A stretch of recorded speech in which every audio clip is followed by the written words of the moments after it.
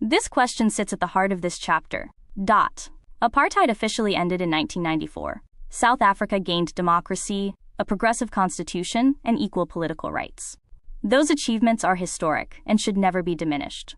But this presentation asks a different question. Did the structures that produced inequality disappear with apartheid, or did many simply change form? If apartheid is truly over, why does South Africa remain one of the most unequal societies in the world? Why do patterns of land ownership, wealth, education, spatial segregation, and economic opportunity still so closely resemble those created under apartheid?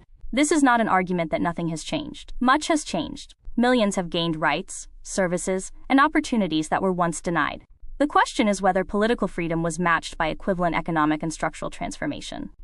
Over the next section, we will examine the evidence. We will compare apartheid-era institutions with their post-1994 successors, asking where genuine transformation occurred, where continuity remained, and why these continuities still shape everyday life. This is not about nostalgia for the past, or denying democratic progress. It is about understanding how history continues to influence the present.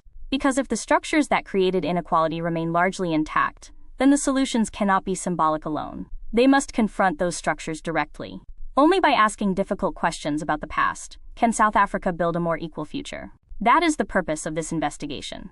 Before we continue, it is important to understand the mission behind Wave Academy. This platform was created to preserve knowledge, culture, music, and stories that often go unheard or are forgotten. Wave is not just about content. It is about building independent systems of learning, creativity, and empowerment. Through books, audio, technology, and media, the goal is to transform timeless wisdom into practical tools for today's generation and future generations. Here we present one of the central paradoxes of modern South Africa. 30 years ago, the country achieved one of history's greatest political victories: universal suffrage, a world-class constitution, an independent judiciary, and a Bill of Rights replaced apartheid's legal system. Those gains are real, historic, and deserve recognition. Yet political democracy did not automatically produce economic transformation. The figures on this slide illustrate that contradiction. South Africa remains one of the world's most unequal societies. Wealth remains deeply concentrated. Land reform has fallen far short of its targets. Ownership of major economic assets has changed only gradually, and state capture diverted resources that could have accelerated transformation. The point is not that nothing has changed. Millions of South Africans have gained rights, services, and opportunities unimaginable under apartheid. The question is whether those political gains were matched by comparable changes in economic power, ownership, and opportunity. This is the paradox. A nation can achieve political liberation while still struggling with economic structures built over generations. That is why debates about inequality cannot stop at elections or constitutional rights alone. They must also ask who owns productive assets, who has access to quality education, who controls capital, and who benefits from economic growth. Democracy opened the door to transformation, but democracy alone cannot complete it. Institutions, policies, investment, accountability, and sustained reform determine whether political freedom becomes shared prosperity. The challenge facing South Africa today is not simply to preserve its democracy, but to ensure that democracy delivers a more equitable economy for future generations. That is the paradox this chapter seeks to understand. Here we provide the roadmap for the second half of our investigation. So far, we have examined how South Africa's present challenges are often misdiagnosed. We now turn to a deeper question. Why, 30 years after apartheid, does inequality remain so persistent? To answer it, we follow the money. We begin by examining the wealth gap through income, assets, and inequality statistics. Next, we investigate land ownership. What changed after 1994, what did not, and why land reform has remained one of the country's most contested issues. The third chapter explores corporate power. Who owns South Africa's largest companies, banks, and productive assets? Has Black economic empowerment fundamentally transformed ownership, or has it mainly benefited a small elite? From there, we examine the mechanisms that reproduce inequality across generations: spatial apartheid, unequal education, inherited wealth, access to capital, and the compounding advantage of ownership. Finally, we ask the most important question of all: what would genuine transformation actually require? Not slogans or ideology, but practical, evidence-based reforms, capable of expanding opportunity, reducing inequality, and building a more inclusive economy. The goal of this section is not to assign blame or diminish South Africa's democratic achievements. It is to understand how economic systems evolve, why inequality can persist long after political change, and what policies are most likely to produce lasting transformation. If the first half of this presentation asked, what is causing South Africa's problems? This half asks, what would it take to solve them? We now begin the first chapter of our investigation: the wealth gap. Much of South Africa's public debate focuses on income, jobs, or government spending. But to understand inequality, we must distinguish between income and wealth. Income is what you earn. Wealth is what you own and what you can pass to the next generation. Land, businesses, investments, savings, property, and shares create opportunities that compound over time. That is why wealth inequality is often more enduring than income inequality. The numbers we are about to examine are not presented to provoke anger or assign blame. They are presented because facts matter. If South Africa is serious about reducing inequality, it must first understand how unequal the distribution of wealth remains and why. This chapter asks 3 questions. How unequal is South Africa today? How much of that inequality reflects historical patterns of ownership? And what progress has been made since 1994? The answers are often surprising. South Africa has expanded political rights and social protection on a remarkable scale, yet it remains one of the most unequal societies in the world. Understanding why requires looking beyond slogans and into the data. As we move through this chapter, focus on the long-term patterns rather than individual success stories. This is not about exceptional cases. It is about the structure of the economy as a whole. Because before we can debate solutions, we must first agree on the scale of the challenge. The evidence begins with the numbers, and those numbers tell a powerful story. Here we begin with an important distinction. Progress and completion are not the same. The data shows that South Africa has made real progress since 1994. The share of national income going to Black South Africans has increased significantly, while the white share has declined. That reflects expanded access to education, employment, entrepreneurship, and the growth of a Black middle class. But the data also shows that the transformation remains incomplete. Despite being around 9% of the population, white South Africans still receive a disproportionately large share of national income. At the same time, Black South Africans, who make up the overwhelming majority of the population, still receive a smaller share than their demographic weight would suggest. The most important point is on the bottom right. Income and wealth are not the same. Income can change within a generation through employment and education. Wealth changes far more slowly because it is accumulated over decades and passed from one generation to the next through property, businesses, investments, and financial assets. That is why the wealth gap remains much larger than the income gap. So this slide tells 2 stories at once. The first is a story of undeniable progress. The second is a reminder that structural inequality remains deeply embedded in the economy. Recognizing progress should not prevent us from acknowledging what still needs to change. Likewise, recognizing persistent inequality should not erase the gains already achieved. The challenge for South Africa is not simply to redistribute income, but to expand wealth creation, ownership, investment, and opportunity so that future generations inherit a more equitable economy than the one they were born into. Here we explains why wealth inequality changes much more slowly than income inequality. The key idea is compounding. Wealth is not simply earned, it grows. A family that owned a home, business, pension, or investments in 1994 has benefited from decades of appreciation, compound returns, and inheritance.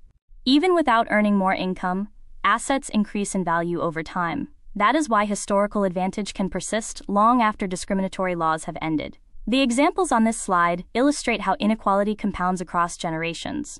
Homeownership creates equity. Pension funds generate long-term returns. Family businesses pass on capital, networks, and experience. High-quality education opens doors to better universities, professions, and careers. Each advantage reinforces the next. This does not mean every white South African is wealthy, or every Black South African is poor. Individual lives are diverse. The point is structural. Groups that entered democracy with more assets had more opportunity for those assets to grow, while groups excluded from ownership began the race much further behind. That is why closing the wealth gap requires more than equal legal rights. It requires expanding access to quality education, affordable housing, business finance, productive assets, and long-term wealth creation. The lesson is simple. Inequality is not static. It compounds. If advantage compounds, opportunity must also compound. The goal of transformation is not to diminish one group, but to ensure that every South African has the chance to build assets, create wealth, and pass greater opportunity to the next generation. Understanding how wealth compounds is essential because it reveals why meaningful economic transformation requires long-term structural solutions, not short-term interventions alone. This chapter examines one of the most important and emotionally charged questions in South Africa: who owns the land, and what has changed since 1994? Land is far more than property. It represents history, wealth, political power, food production, identity, and opportunity.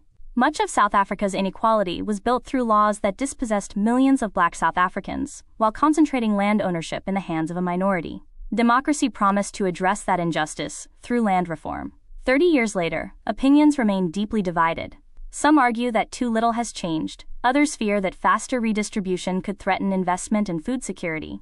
Between these positions lies a more important question: what do the facts actually show?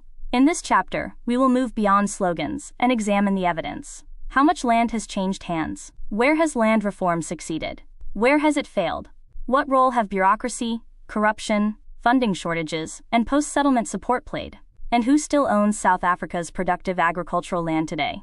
We will also explore the difference between ownership and productive use. Successful land reform is not simply about transferring title deeds. It is about creating thriving farms, sustainable livelihoods, secure property rights, and expanding economic opportunity without undermining food production. Our goal is not to argue for one political ideology over another. It is to understand whether South Africa has transformed one of apartheid's greatest injustices, or whether the country's land question remains largely unresolved. Only by following the evidence can we separate perception from reality and understand what genuine, lasting land reform would require. Land is perhaps South Africa's most emotional and politically contested issue. It carries the legacy of conquest, dispossession, forced removals, and apartheid. Because of that history, it deserves more than slogans. It deserves evidence. This slide provides a snapshot of where South Africa stands after 3 decades of democracy. The first fact is that ownership remains highly concentrated. Around 72% of commercial agricultural land is still white-owned, showing that land reform has been far slower than originally envisioned. The second fact is that the apartheid homeland system never truly disappeared. Around 13% of South Africa's land remains under the geography of the former Bantustans, where millions live without full economic opportunities or secure individual title. Third, despite a government target to redistribute 30% of agricultural land, less than 10% had been transferred by the latest available estimates. Whether one believes the target is too ambitious or not ambitious enough, the reality is that implementation has fallen well short of policy promises. The remaining figures reveal the complexity of the challenge. Land is not simply about hectares. It is about legal ownership, productive use, financing, infrastructure, title security, and economic opportunity. Millions live on Ingonyama Trust land without full ownership rights, while commercial agriculture remains concentrated in large-scale operations established over generations. These statistics are not presented to assign blame, but to establish facts. The evidence suggests that South Africa's land question remains largely unresolved. The debate, therefore, should move beyond whether reform is needed, to how it can be carried out fairly, productively, legally, and in a way that expands opportunity while protecting food security for future generations. Land reform did not fail because South Africa lacked a legal or moral case for addressing historical injustice. It failed because implementation collided with political, institutional, financial, and administrative realities. This slide identifies 6 documented reasons. The first was the negotiated settlement. The willing seller, willing buyer approach required government to purchase land at market value, making redistribution expensive and dependent on voluntary sales. Whether one supports or opposes that model, it slowed reform from the outset. Second, the budget never matched the ambition.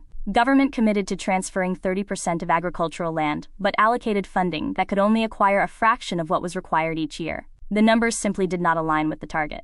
Third, institutional capacity deteriorated. Land claims accumulated, administrative systems weakened, and corruption undermined public confidence.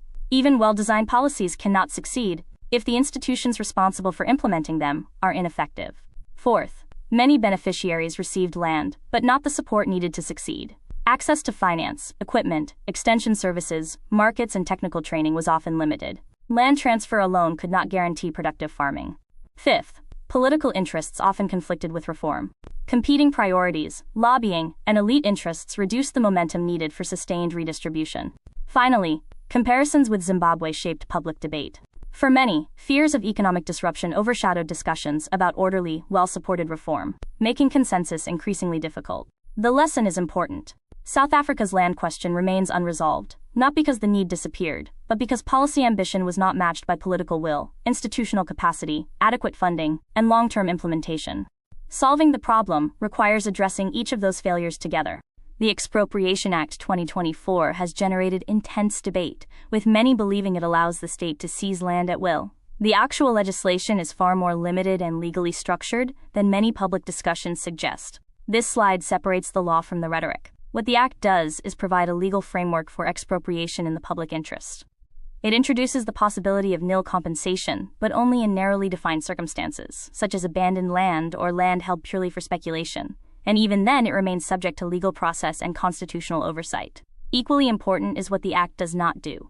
It does not permit arbitrary land seizures. It does not authorize individuals or groups to occupy private property. It does not allow productive farms to be confiscated without due process. Every expropriation remains subject to constitutional protections, judicial review, and the principle of legality. Understanding this distinction changes the debate. The central question is no longer whether South Africa has legal tools for land reform. It does. The real question is whether government has the political will, administrative capacity, and institutional integrity to use those tools fairly, effectively, and transparently. Land reform succeeds not because laws exist on paper, but because they are implemented competently, consistently, and with public confidence. Without clear planning, funding, support for beneficiaries, and trust in state institutions, even the strongest legislation will fail to deliver meaningful transformation. The debate should therefore focus less on fear of the law itself, and more on whether South Africa can implement land reform in a way that is lawful, productive, and genuinely advances justice. This chapter moves beyond land and asks an even deeper question: who owns South Africa's economy? Political freedom and economic power are not always the same thing. A country may hold democratic elections, yet ownership of its banks, corporations, mines, financial institutions, and capital can remain highly concentrated. To understand South Africa's inequality, we must examine not only who governs, but who owns. Over the next few sections, we will explore three connected issues. First, the ownership of the Johannesburg Stock Exchange and the country's largest companies. Second, the concentration of power within the banking and financial sector. Third, the impact of Black economic empowerment. Has BEE broadened economic participation, or has much of its value accumulated within a relatively small political and business elite? These are difficult questions, because they challenge assumptions from every side of the political spectrum. Some argue transformation has gone too far. Others argue it has barely begun.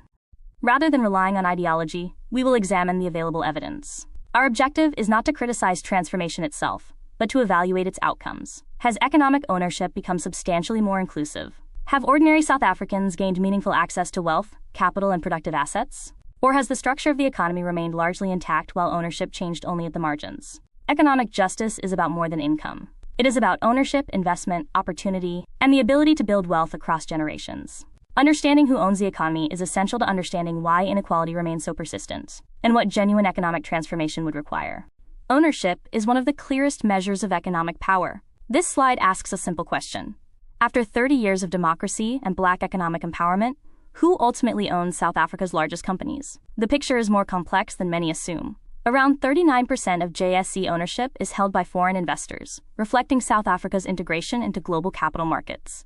Another significant share remains with South African white-controlled institutions and individuals. Public institutions, particularly the Public Investment Corporation, hold a substantial portion on behalf of millions of workers and pensioners. Direct Black-controlled private ownership, however, remains comparatively small. This is where the often-quoted 4% figure enters the debate. It does not mean Black South Africans own only 4% of all wealth. Rather, it refers to direct beneficial ownership of listed companies by Black-controlled private entities and individuals, excluding public pension funds and indirect holdings. Understanding that distinction is essential for an honest discussion. The broader question is whether BEE has fundamentally transformed ownership or primarily created opportunities for a relatively small group of politically connected shareholders and executives. While Black participation in corporate leadership has increased, ownership and control remain highly concentrated, with interlocking corporate networks continuing to influence major economic decisions. The lesson is not that transformation has failed completely, nor that nothing has changed. Progress has been made, but it has been uneven and far slower than many expected. If South Africa seeks genuine economic inclusion, the challenge is to broaden ownership beyond both historical privilege and elite enrichment, so that ordinary citizens gain meaningful access to productive assets, investment opportunities, and long-term wealth creation. Black economic empowerment was introduced to address one of apartheid's deepest legacies, the exclusion of Black South Africans from ownership, management, and economic opportunity. Its vision was ambitious: to create broad-based participation in the economy, develop Black industrialists, expand skills, and ensure that economic growth was shared more fairly. The question is not whether those goals were necessary. The question is whether the policy achieved them. This slide suggests a mixed picture. Early BEE transactions often relied on debt-financed share deals that left many beneficiaries vulnerable when markets declined. While companies improved their compliance credentials, the transfer of lasting wealth was frequently limited. Broad-based BEE expanded the framework beyond ownership to include employment equity, procurement, enterprise development, and skills. This was a significant improvement in design. However, implementation has often been criticized for fronting, scorecard manipulation, and the concentration of benefits among a relatively small politically connected elite rather than the wider black population. State capture further damaged public confidence. Networks linked to political patronage allegedly used empowerment structures to access state contracts, blurring the line between genuine transformation and rent-seeking. That experience should not be confused with the original purpose of empowerment, but it illustrates how good policy can be undermined by weak governance. At the same time, South Africa has produced genuine black business success stories that demonstrate what is possible when entrepreneurship, access to capital, and opportunity align. The challenge is scaling those successes beyond a small elite. The central lesson is that transformation remains essential, but it must be broad-based, transparent, and accountable. Empowerment should create millions of owners, entrepreneurs, and skilled professionals, not simply a handful of billionaires. The success of BBBEE should ultimately be measured by how widely opportunity is shared across society. If you are serious about Africa's future, you must also become serious about personal growth, execution, discipline, entrepreneurship, and building. Knowledge without implementation changes nothing. That is exactly why I'm building the GrioWave Inner Circle, an execution-focused community for builders, creators, entrepreneurs, and purpose-driven individuals. A space focused on accountability, implementation, entrepreneurship, transformation, AI and digital leverage, community, and real progress. Weekly live sessions. Execution systems, focused builders, real conversations, real growth. If you are tired of consuming endlessly and ready to start building intentionally, scan the QR code or use the link below to join the early interest list. Stop consuming, start building. Don't build alone. Join the GrioWave Inner Circle and connect with a community focused on real execution and transformation. Scan the QR code to begin. In the previous chapters, we examined the visible outcomes of inequality, the wealth gap, land ownership, and corporate control. This chapter asks a deeper question. Why do these patterns persist, even after 30 years of democracy? Inequality is rarely sustained by a single policy. It survives because multiple systems reinforce one another across generations. Wealth creates better education. Better education leads to higher incomes. Higher incomes purchase homes in stronger neighborhoods. Those homes appreciate in value, creating wealth for the next generation. Opportunity compounds. For millions of South Africans, the opposite cycle continues. Spatial apartheid still places many families far from jobs and economic opportunity. Schools remain deeply unequal. Long commuting times consume income and time. Limited access to networks, capital, and quality education restricts social mobility before young people even enter the labor market. This chapter explores 4 of these reinforcing mechanisms: the legacy of apartheid spatial planning, the persistent education gap, inherited privilege, and the compounding nature of wealth itself. None operates in isolation. Together, they explain why inequality reproduces itself, even without overtly discriminatory laws. Understanding these mechanisms is essential because they reveal why economic transformation cannot be achieved through a single policy or a single election cycle. Removing legal apartheid was a necessary first step, but dismantling the systems that reproduce inequality requires sustained investment in education, housing, transport, economic opportunity, and asset ownership. The central lesson is simple. Inequality is not self-correcting. It compounds over time. If disadvantage compounds, then opportunity must compound too. Lasting transformation depends not only on correcting past injustice, but on building systems that allow every generation to start from a fairer foundation than the one before it. One of apartheid's greatest achievements was not simply separating people. It was designing geography to reproduce inequality across generations. 30 years after democracy, much of that geography remains intact. Look at the 4 cities on this slide. The names change, but the pattern is remarkably similar. In Cape Town, townships such as Khayelitsha and Mitchell's Plain remain far from the economic opportunities of the Atlantic Seaboard and Central Business District. In Johannesburg, Soweto remains physically separated from Sandton, the country's financial center. Durban and Pretoria display the same pattern. Historically, black communities are still located on the urban periphery, while economic opportunity remains concentrated elsewhere. This matters because distance is an economic cost. A worker living 30 to 40 kilometers from employment spends hours commuting every day and a significant share of their income on transport. Those are resources that cannot be invested in education, savings, housing, or business creation. Time lost in transit is opportunity lost. The result is that apartheid spatial design continues to shape employment, wealth, education, and even crime. Where people live still influences which schools they attend, which jobs they can access, the value of their property, and the networks available to them. Geography has become an engine of inequality. This is why inequality cannot be solved through income support alone. South Africa must also transform the geography of opportunity. Affordable housing closer to economic centers, reliable public transport, mixed income developments, and inclusive urban planning are not simply housing policies, they are economic policies. The map may no longer be enforced by law, but its consequences remain visible every day. Until South Africa changes that map, it will continue reproducing many of apartheid's economic outcomes, even under a democratic constitution. If there is one institution that determines whether inequality shrinks or grows over time, it is education. Education is where opportunity begins, or where it is permanently limited. This slide compares two very different educational realities that continue to exist within one democratic country. A child attending a well-resourced former Model C school often benefits from significantly higher investment, better facilities, smaller classes, experienced teachers, stronger networks, and greater access to universities.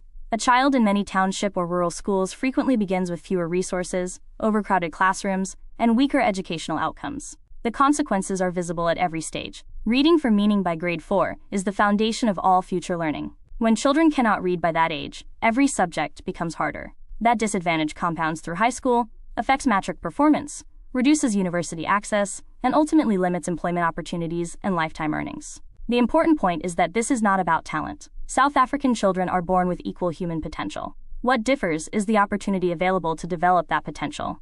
Educational inequality becomes economic inequality, and economic inequality becomes generational inequality. This is why education is not simply a social policy. It is the country's most important economic policy. A nation cannot reduce unemployment, crime, or poverty, while millions of young people leave school without foundational literacy and numeracy. If South Africa is serious about breaking the cycle of inherited inequality, the starting point is clear. Every child, regardless of postcode, race, or family income, must have access to a genuinely high-quality education. Equal opportunity begins in the classroom, long before it appears in the labor market. Many people think inequality survives because of discrimination alone. But in modern South Africa, much of inequality reproduces itself through legal, ordinary, and often invisible systems.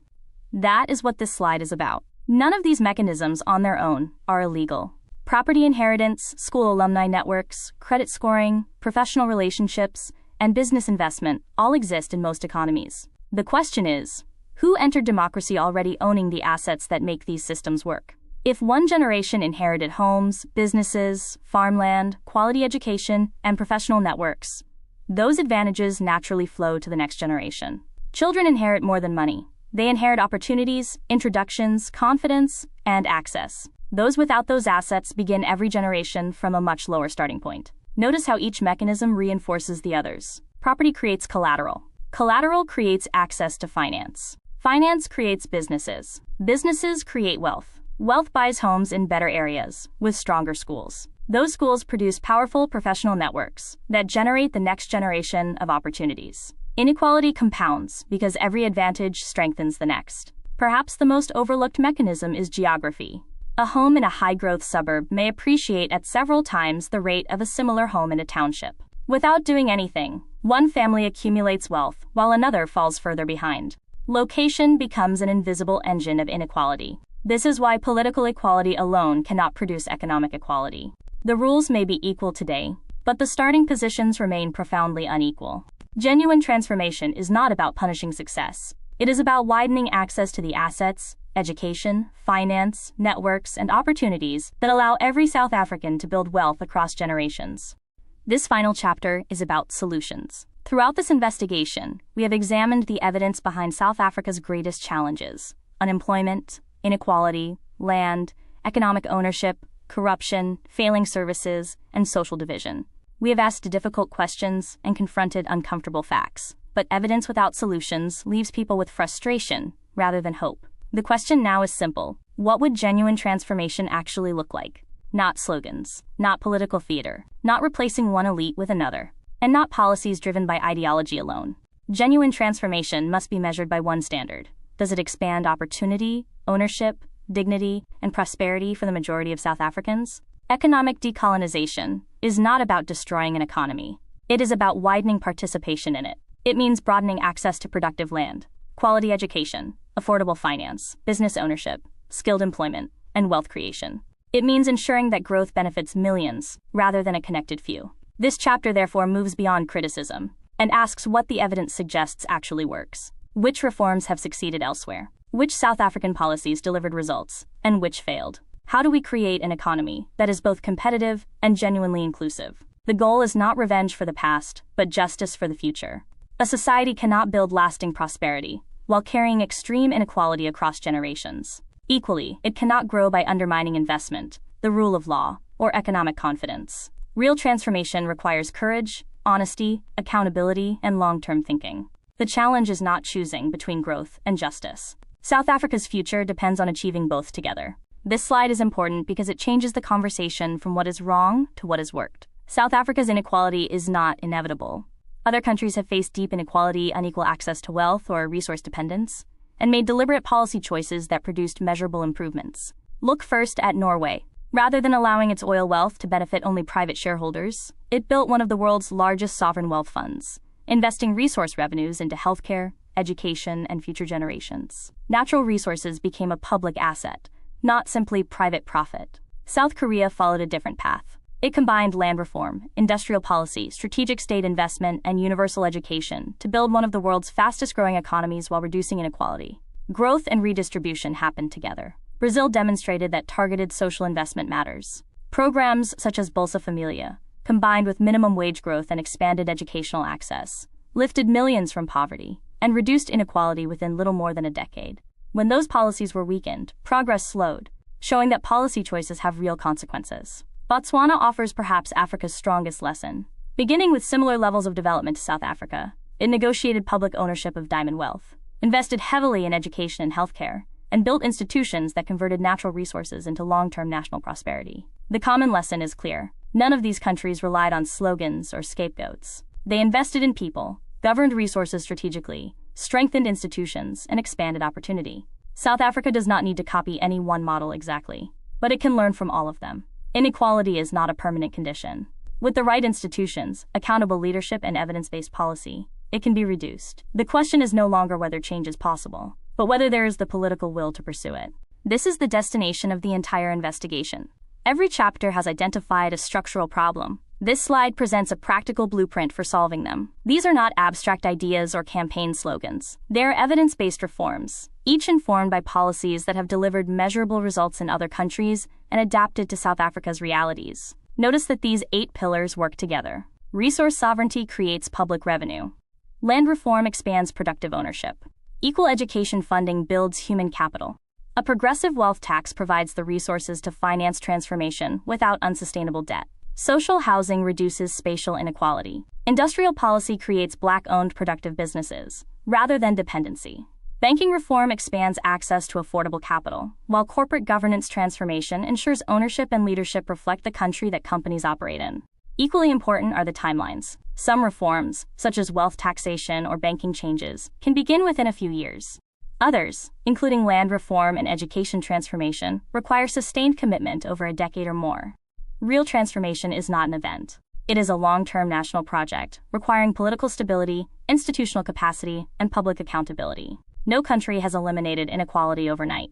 Norway, Botswana, South Korea, and Brazil all reduced inequality through consistent policy over many years. South Africa can do the same if it chooses evidence over ideology and implementation over rhetoric. The central message is simple. South Africa does not lack solutions. It lacks the political will to implement them consistently. Genuine economic transformation is achievable, not by blaming one another, but by building institutions that distribute opportunity, expand ownership, reward productivity, and ensure that the wealth created by the country benefits all who call it home. This slide asks perhaps the most difficult question in the entire presentation. If South Africa knows what needs to change, why has genuine transformation remained so limited after 3 decades? The answer is that major systems rarely remain unchanged by accident. They persist because influential interests benefit from the status quo. This is not about conspiracy, it is about incentives. Different groups, for different reasons, often find common ground in preserving existing economic arrangements. Some established businesses and agricultural interests benefit from stable property rights, low royalties, and gradual reform. Sections of the political elite have, at times, benefited from empowerment policies that enriched a connected minority rather than broadening ownership. International financial institutions and global markets often prioritize fiscal stability and investor confidence, which can limit the pace of redistribution. Foreign investors also seek predictable rules and stable returns, making governments cautious about reforms perceived as disruptive. These interests do not always work together, but their incentives frequently align. The result is incremental change, where structural change may be needed. Recognizing these dynamics is not an argument against business, investment, or global markets. South Africa needs all three. The challenge is designing institutions where economic growth and broad-based transformation reinforce one another instead of competing. The key lesson is this: transformation is not blocked simply by a lack of ideas. It is constrained by competing interests, political incentives, and institutional weakness. Lasting reform requires transparent governance, independent institutions, public accountability, and the political courage to prioritize long-term national prosperity over short-term elite interests. Real transformation begins when citizens understand not only what needs to change, but also why change has been so difficult, and demand leadership that aligns private incentives with the public good. Marikana is more than a tragedy in South African history. It is a symbol of the unresolved contradiction at the heart of the democratic era. 18 years after apartheid ended, workers extracting one of the world's most valuable minerals were still earning wages that left many living in poverty, while billions of rand flowed to shareholders. The numbers on this slide tell that story. Miners earned around R4,000 to R5,000 a month and were demanding R12,500. Yet the platinum they produced sold for approximately R27,000 an ounce, while Lonmin paid R4 billion in dividends the previous year. The question is not simply whether their demand was affordable, but how the wealth generated by South Africa's natural resources was being shared. Marikana also raises difficult questions about political accountability. Court-released emails show that Cyril Ramaphosa, then a Lonmin board member and major shareholder, described the strike as criminal shortly before the police operation. 34 miners were killed. The Farlam Commission investigated the events, but no police officers, company executives, or political leaders were criminally prosecuted. Once again, accountability proved elusive. This matters because Marikana represents more than one day's violence. It exposed the gap between political freedom and economic justice. It asked whether the democratic state was protecting the rights of workers, or the stability of an economic system that continued to produce extreme inequality. For many South Africans, Marikana became the moment when the promise of economic transformation appeared to stall. It remains a reminder that democracy cannot be measured only by elections or constitutional rights. It must also be measured by whether the people whose labor creates the nation's wealth share fairly in its rewards, and whether power is ever held accountable when that promise is broken. This presentation has focused on evidence rather than personalities, and that same principle applies here. Every major political party recognizes that South Africa's economy remains deeply unequal. Where they differ is in their diagnosis, their proposed solutions, and, most importantly, their record of implementation. The ANC deserves credit for expanding social grants, housing, and basic services after 1994, but the evidence also shows a significant gap between its transformation rhetoric and measurable outcomes. Land reform has fallen far short of its targets, wealth remains highly concentrated, and state capture undermined public confidence in the transformation agenda. The EFF correctly identifies structural inequality and the need for more ambitious redistribution.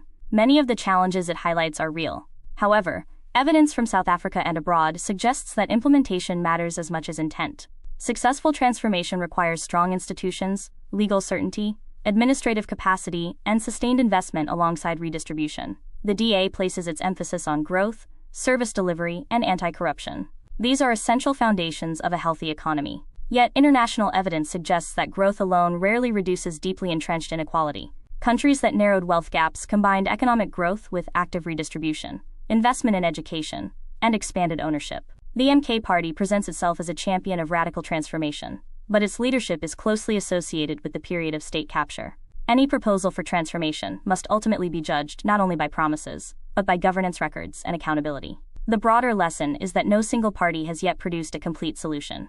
South Africa needs economic growth, clean governance, institutional competence, and meaningful redistribution, not one at the expense of the others. Citizens should judge every political movement by the same standard. Does its program align with the evidence? Has it demonstrated the capacity to implement its promises? And will its policies expand opportunity for the majority, rather than benefit another small elite? That is the real test of genuine transformation. This presentation has examined some of South Africa's deepest structural challenges. It would be easy to end there, but that would present an incomplete picture. Alongside persistent inequality, there has also been measurable progress. Recognizing success is just as important as identifying failure, because it shows that change is possible. Consider social grants. Today, millions of South Africans receive income support that helps reduce extreme poverty and keeps families afloat. Research consistently shows that these grants improve nutrition, school attendance, and local economic activity. They are among the country's most effective, redistributive policies. A growing black middle class is another important achievement. Since 1994, millions of black South Africans have entered professional, managerial, and entrepreneurial careers that were once systematically closed to them. This represents real social mobility, even if the benefits have not yet reached everyone. Infrastructure has also improved in many areas. Electrification has expanded dramatically. Millions of homes have been built, and access to clean water has increased compared with 1994. While serious concerns remain around quality, maintenance, and corruption, these gains have improved the daily lives of millions. Professional representation has changed as well. South Africa now has far more black lawyers, doctors, engineers, executives, and senior managers than at the start of democracy. Employment equity has not completed the journey, but it has helped open doors that were previously locked. The lesson is encouraging. South Africa is not a story of failure alone, nor a story of complete success. It is a country where meaningful progress has often been slowed by corruption, weak implementation, and persistent structural inequality.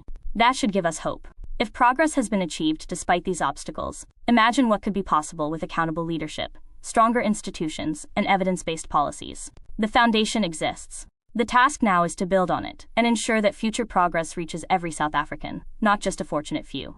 This presentation began with a simple question.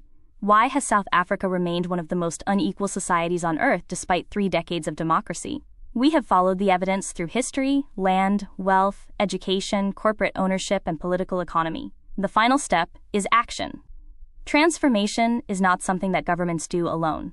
Democracies change when informed citizens ask better questions, demand better policies, and hold leaders accountable for results rather than rhetoric. The first responsibility is to understand the evidence. Know the numbers. Know what drives inequality, how wealth is distributed, what the Expropriation Act actually says, and whether government is meeting its own transformation commitments. Facts are the strongest defense against misinformation. Second, challenge narratives that substitute slogans for solutions. When politicians make claims about transformation, ask for evidence. Ask who benefits, who owns, and what measurable outcomes have been achieved.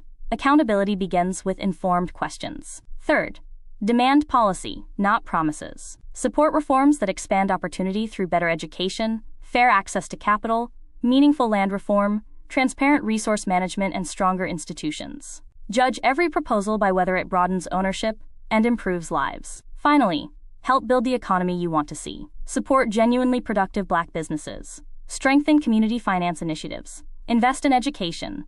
Develop local enterprises, and participate in cooperative models that create shared prosperity. The central message is simple.